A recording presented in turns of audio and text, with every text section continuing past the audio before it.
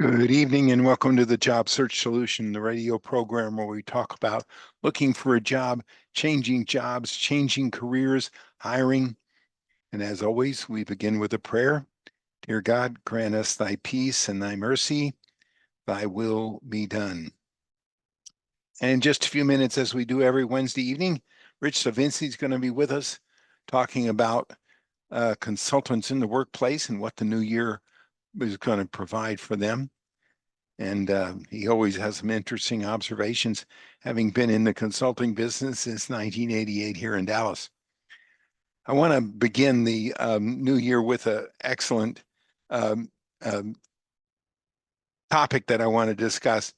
We focus oftentimes on uh, what not to do in this program because the person learns a lot what not to do by finding out the mistakes that other people make.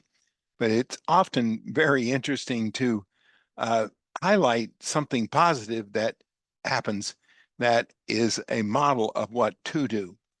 And this comes from a client of ours by the name of MMC out in Irving. And they're not a gigantic client. They hire one or two people a year, maybe from us, maybe a little more, but they have for a number of years. In fact, the uh, uh, president of the company, Chris Mitchell's father, used to do business with us years and years ago. And the president, Chris Mitchell, is a quality guy. And I wanted to bring this up because of the model that he showed us about hiring a director that they were looking for. They're not a fantastically big company, but they do operate all over the nation. And he went about hiring probably as perfectly as a company could. And it was so smooth and so reasonable that I thought I would bring it up as an example of how to go about hiring somebody. They had they have a employee that's been with the company for 13 years and by the name of Nicole, and she's really good. They were going to promote her and they wanted to find somebody to take her place.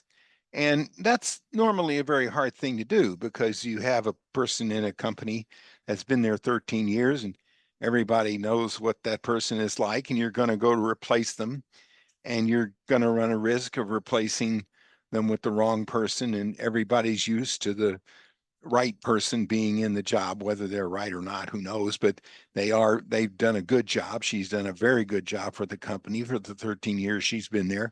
And when you go to replace somebody like that, it's normally very hard to do. And most companies make it much more difficult than they need to do. They need to, but they decided they were going to promote her. So says, he calls and he says, look, we've got this director's level job. We're going to replace this lady and we want to start out hiring. And this was about a month and 6 weeks ago, right before Thanksgiving. So whatever that was. So he gives us all the information and from his perspective as the president of the company. And then he does a smart thing. He allows us to talk to Nicole, find out what Nicole thinks the company ought to find in the job. And of course, she's very detailed about it, more detailed a little more than Chris because she has her hands on the job every day. So, and she's going to do the initial interviewing, which is really smart to do. So we, over a period of time, we line up 5 candidates, 5 or 6 candidates, I don't remember, uh, over a period of time. And Nicole interviews every one of them via Teams interview, a video interview. She boils it down to 3. She then passes the 3 along to Chris. Chris then interviews the 3, boils it down to 2. Maybe he interviewed the 3, I don't know. He brings 2 in to talk to other people in the company. They talk to other people in the company.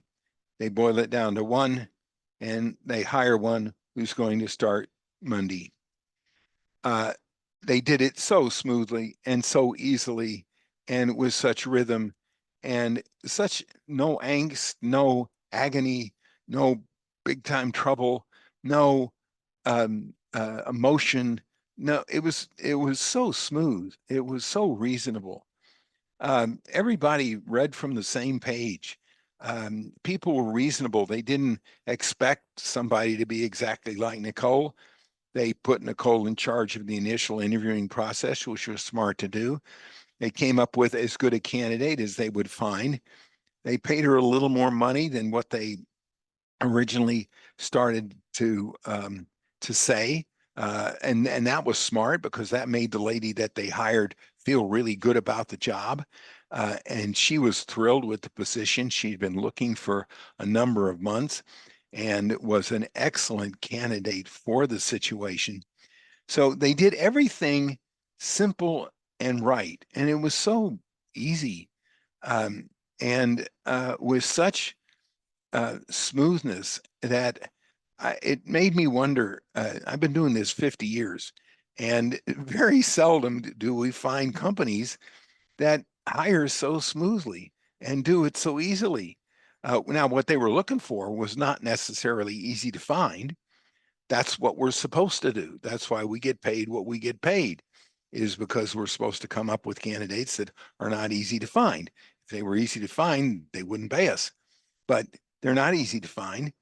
And they, according to each one of them, every candidate they interviewed thought very highly of the opportunity of the company and still think highly of the opportunity of the company, even though they weren't necessarily chosen by the firm.